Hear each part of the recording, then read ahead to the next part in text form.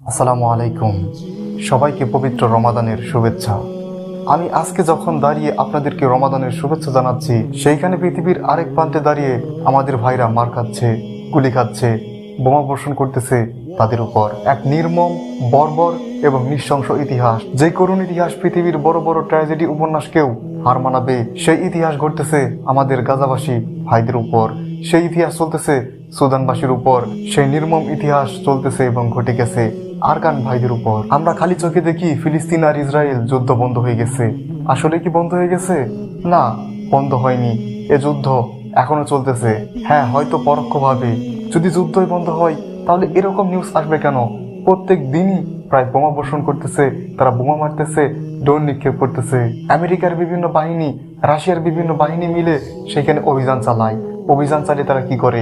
গ্রেপ্তার করে, গুলি করে হত্যা করে। এই যে ছবিতে বাচ্চাকে দেখতে পাচ্ছেন, তার মা নেই, বাবা নেই, সবাই হারিয়ে গেছে এই যুদ্ধে। কি শান্তির ঘুম না?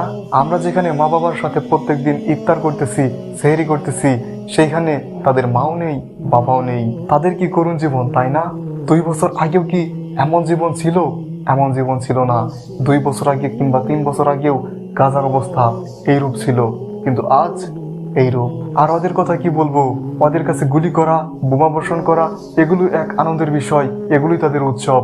মানুষ মারা, এগুলো তাদের আনন্দের বিষয়, এগুলোকে তারা উৎসব মনে করে। তাদের কাছে আবার রমজান, আবার ঈদ, এগুলো কি আবার বোঝে নাকি? তাদের কাছে ঈদের মধ্যে মানুষ মারা, মুসলিমদের রক্ত খাওয়া, এগুলোই তাদের উৎসব, এগুলোই তাদের আনন্দ। জানি না আমাদের ভাইরা এরকম ভাবে আর কতদিন অত্যাচার সহ্য করবে, তবে আমরা আশাবাদী খুব শীঘ্রই এর অবসান ঘটবে। সেই দিন আর খুব বেশি দূরে নয়, যেই দিন এই পুরো বিশ্ব মুসলিমরা শাসন করবে, আর পুরো বিশ্বের মানুষ বলে উঠবে ইসলামী শান্তির ধর্ম, মুসলিমরাই পৃথিবীর প্রকৃত মানুষ।